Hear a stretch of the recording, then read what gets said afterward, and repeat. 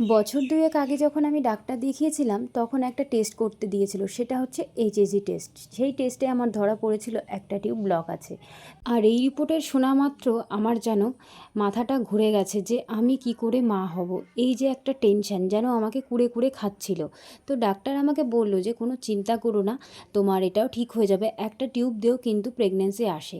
তো যাই হোক, আমি কিন্তু সেই রীতিমতো সেই কথা শুনে ডাক্তারের ওষুধ কিছুদিন খেয়েছিলাম। কিছুদিন ওষুধ খাওয়ার পর যেন আমার না এলোপ্যাথিক খেতে খেতে আর ভালো লাগছে না। তারপরে আমি কিন্তু এলোপ্যাথিক খাওয়া ছেড়ে দিয়েছি। তো যাই হোক, প্রথম থেকে ভিডিওটা স্টার্ট করি। তো আমি সুস্মিতা, তো আমার চ্যানেলে তোমাদেরকে অনেক অনেক স্বাগত। সকালবেলা ঘুম থেকে উঠেই কিন্তু আমার প্রথম কাজ থাকে কি জানো তো, ওষুধ খাওয়া। জানো তো, আগে ওষুধকেই হয়তো আমি সব কাজ গোছাই, তোমাদের সঙ্গে হয়তো দেখাই না। খালি পেটে কিন্তু একটা ওষুধ খেতে হয়, সেটা কিন্তু আগে খেয়ে নিয়েছি। কি বলো তো, ভুলে যাই জানো তো। এই যে 7টা বছর ধরে ডাক্তার দেখাচ্ছি, এই একঘেয়েমি ওষুধ খাওয়া আর যেন ভালো লাগে না। কিন্তু কিছু করার নেই, ওষুধ তো খেতে হবে বলো। অনেক পরীক্ষা দিয়েছি, আর কিছুদিনের পরীক্ষা তো আমায় দিতেই হবে বলো। তো যাই, আমি যে ডাক্তারবাবুকে দেখাচ্ছি, যখন ফার্স্ট টাইম ওনার একটা ভিডিও দেখেছিলাম, সত্যি আমার যেন মানে সত্যি চোখে জল চলে এসেছিলো। দিদিভাইটার আইভিএফ ফেল প্লাস দুটো টিউব ব্লক ছিল। সে কনসিভ করেছে 6 মাস না 4 মাস ট্রিটমেন্ট করিয়ে। সেটা দেখে যেন আমার মনটা আরও যেন সাহস দিল, আমার সেখানে যেতেই হবে। তো আমি কিন্তু তাড়াতাড়ি করে, তাও অনেক দিন পরেই কিন্তু ওনাকে দেখাতে গেছিলাম।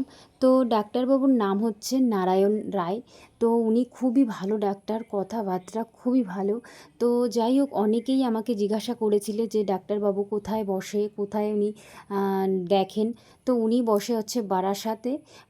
তো সেখানে গিয়েও কিন্তু আমিও দেখাই। তো অনেক মানুষ কিন্তু দূরের থেকে ওনাকে দেখাতে আসে, প্রায় বলতে গেলে মুর্শিদাবাদ, তারপরে অনেক জায়গা থেকে কিন্তু ওনাকে দেখাতে আসে। যাই হোক, সবাই খুব আশা নিয়ে তার কাছে গেছে, যেন সবাই মা হতে পারে, এটাই যেন ঠাকুরের কাছে প্রার্থনা করি। আর সত্যি কথা বলতে, যত ডাক্তারই দেখেছি সবাই ভালো ডাক্তার, কিন্তু কপালে বলে না কার কোথায় হবে কেউ বলতে পারে না। এমন এমন মানুষ আছে যার একবার গেলেই সে ডাক্তারের কাছে 1 মাস 2 মাসেই কিন্তু প্রেগন্যান্সি চলে আসে, কিন্তু আমাদের মতো কিছু কিছু মানুষের কিন্তু সেটা আর হয় না।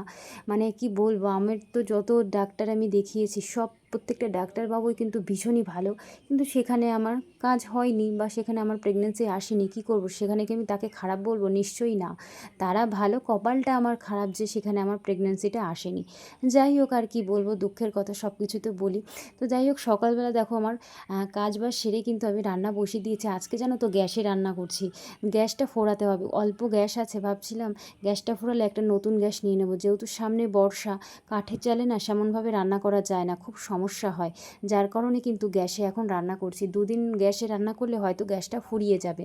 তো আজকে আমি রান্না করেছিলাম ডাল সিদ্ধ, আর এদিকে হচ্ছে ডিম ভাজা, আর উচ্ছে ছিল, আর সেটা দিয়ে একটু আলু দিয়ে কিন্তু মা কেটে দিয়েছে, মানে আমার শাশুড়ি মা কেটে দিয়েছে, ওটাই ভাজবো। তো দেখো, আমি পেঁয়াজটা কিন্তু তোমার চাকু দিয়ে কাটছি। আমি না তেমন চাকু দিয়ে কাটি না, তো সচরাচর বটিটা রেখে এসেছিলাম রান্নাঘরে, তো আবার ভাবছি যাবো, তার জন্য চাকু দিয়েই কেটেছি, কিন্তু তেমন কুচি হয়নি। পরে আবার কুচি কুচি করে কিন্তু ডিম ভাজাটা করেছি। তো কি বলো তো, আমরা না সিদ্ধ যে ডালটা হয়, একজন দিদিভাই জিজ্ঞাসা করেছিল ডালটা তুমি কি করে করলে। দেখো, ডালটা কিন্তু একদম সিম্পল। ডাল যেরকম সিদ্ধ করে, একটু জলের পরিমাণটা থাকবে বেশি, লবণ কাঁচা লঙ্কা দিয়ে কিন্তু জাল দিতে হবে।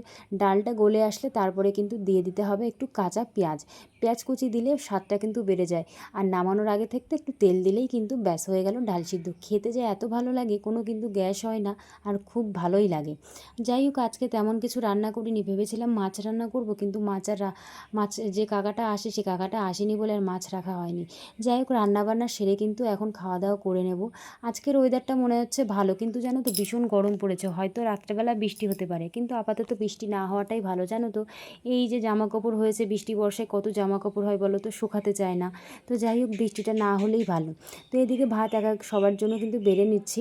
তো যখন আমি শুনতে পেয়েছিলাম এই সমস্যাটা আমার আছে, একটা টিউব ব্লক আছে, জানো তো খুব কষ্ট পেয়েছিলাম, খুব কান্না করেছিলাম, ভীষণ কান্না করেছিলাম, টেনশানে ভেঙে পড়েছে। এখন তো আমাকে একরকম দেখছো রোগায়, মানে আছি রোগা, কিন্তু এর থেকেও আমি রোগা হয়ে গেছিলাম, জানো তো। টেনশানে একেবারে হাত পা কাজ করছিল না, কত যে টেনশানে ছিলাম। এই যে পিসিওডি টিউব ব্লক থাকলে কিন্তু সহজে প্রেগনেন্সি আসতে চায় না, এটা সত্যি কথা। এই কারণেই হয়তো আমার আসেনি। আমি একটা যে আগের ডাক্তার দেখিয়েছিলাম, উনি আমাকে বলেছিল যে তুমি যে ওষুধ খেয়েছো তো তোমার টিউবটা কিন্তু খুলে গেছে। এখন জানি না কী সমস্যা আছে আমার শরীরে, আমি নিজেও জানি না। যাই হোক ওষুধ খাচ্ছি, এখন দেখা যাক কি হয়। শুধু শুধু আর এই ফালতু টেনশন করে না লাভ নেই, ভালো লাগে না জানো তো, শুধু শুধু এই এক চিন্তা। কিন্তু কি বলো তো, মাঝে মধ্যে না মাথার মধ্যে এই চিন্তাগুলো চলেই আসে, কিছু করার থাকে না। তো যাই হোক, এদিকে দেখো 2 বস্তা চাল এনেছিলাম, সেই চালটা আমি এখন ঢালবো। আর এই রান্নাঘরের জায়গাটা এতই নোংরা হয়েছে সেটা আমি বলে বোঝাতে পারবো না জানো তো। তাই খাওয়া দাওয়া করেছি কি তার পরপরই আমি না গোছাতে শুরু করে দিয়েছি জানো। বাড়িঘর পরিষ্কার না থাকলে না আমার একটু ভালো লাগে না জানো তো। বাড়ি সে মাটির বাড়ি হোক আর যে বাড়ি হোক, তাকে পরিষ্কার পরিচ্ছন্ন করে রাখলে যেন সেটাই স্বর্গ মনে হয়। তো যাই হোক, সব কিছু কিন্তু টেনে বের করে ঝাড় দিয়ে সেগুলো পরিষ্কার করে চালটা ঢাললাম। একটা বস্তা কিন্তু 25 কেজি করেছিল জানো তো। আমার বরকে বললাম যে একটু চালটা ঢেলে দাও, তা ও একটু কাজে ব্যস্ত ছিল বলে তা একটু পরে ঢালবে। আমার আবার এখন না করলে হবে না জানো তো, তার জন্য নিজেই কিন্তু আমি ঢেলে নিয়েছি। 25 কেজি কম ভার না কিন্তু। তো যাই হোক, প্রথমবারে পারিনি, দ্বিতীয়বারে কিন্তু ঢেলে নিয়েছি। তো চালটা ঢালা হয়ে গেলে কি বলো তো, বাড়িতে চাল ডাল থাকলে না আর কিছু কিন্তু লাগে না আমাদের মতো মানুষের। সব সময় তো মাছ মাংস সব কিছু খাওয়া সম্ভব না। এই চাল ডাল বাড়িতে থাকলে তাই মনে হয় আমাদের বাড়ি পরিপূর্ণ। যাই হোক, এদিকে চালটা ঢেলে নেব। একটা বস্তা আগেই ঢেলেছি, পরের বস্তাটা ঢালছি আস্তে করে, যেহেতু এটা 50 কেজির ড্রাম, এটা 50 কেজি চালটা ধরে। আর আমাদের যেহেতু রুটি খাওয়া হচ্ছে বেশি বলে চালটা এখন কম লাগে। আর সত্যি কথা বলতে আমার শাশুড়ি মা আর বর কিন্তু অনেক ভাত কম খায় জানো তো। 500 চাল আমাদের 2 টাইম হয়ে যায়, মানে 500 বলবো না, 500 থেকে আর অল্প কটা বেশি নিতে হয়। 3 কুটো চাল নিলে তো মোটামুটি আমার 3 বেলা হয়ে যাবে, এরকম একটা ব্যাপার। তো যাই হোক, চালটা কিন্তু সুন্দর করে ঢেলে নিলাম। অবস্থা খুবই খারাপ জানো তো, পরিষ্কার যতক্ষণ না হচ্ছে না ততক্ষণ আর ভালো লাগছে না। যাই হোক, এই দুটো বস্তা কিন্তু রেখে দেবো, অনেক কাজে আসে কিন্তু এই বস্তাগুলো। তো তারপরে এগুলো পরিষ্কার হয়ে গেলে কিছুটা, তারপর ভাবলাম যে ফ্রিজটা পরিষ্কার করে নিই, ফ্রিজটা আর চালাইনি। তা ভাবলাম পরিষ্কার করে না রাখলে না গন্ধ হয়ে যায় ফ্রিজে। পরিষ্কার করে বারান্দাটা মুছে তারপরে কিন্তু আবার এই বারান্দাটা মুছে ফেলবো। দেখো কত সুন্দর লাগছে চারিদিকটা।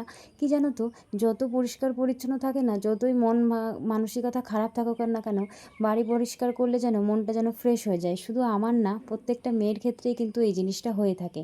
যাই হোক, ঘর বাড়ি পরিষ্কার পরিচ্ছন্ন করে মুছে ধুয়ে তারপরে কিন্তু চান টান করে নিয়েছি। তারপরে সোজা চলে এসেছি আমার ঠাকুর ঘরে। ব্যাস, আমার ঠাকুর ঘরে আসলে যেন মনটা আরও ভালো হয়ে যায়। যতক্ষণ আমি যতই হাজারো কাজ করি না কেন, যখন ঠাকুরকে আমি প্রসাদ না দেবো না ততক্ষণ যেন আমার ভালো লাগে না। তো যাই হোক, আমি জানো তো এই যে উলু দিচ্ছি, উলুর আওয়াজটা হয়তো তোমাদের শোনাচ্ছি না। আমার এই উলু দেওয়াটা দিলে না আমার শুধু আমার বাবার কথা মনে পড়ে। আমার বাবাই আমাকে কিন্তু শিখিয়েছে, বেশি দিন কিন্তু হয়নি, বিয়ের বছর দুয়েক পরেই কিন্তু বাবা আর কি করে বলছে উলু দিতে পারিস না, এইভাবে দিবি। বলতে বলতে মুখের যে ওই যে উলুধ্বনিটা উঠলো, সত্যি আমি কোনোদিন ভাবতে পারিনি যে আমি কোনোদিন উলু দিতে পারবো। যাই হোক, বাবার যেন একটা স্মৃতি আমার কাছে রয়ে গেছে আর সব সময় যেন মনে পড়ে।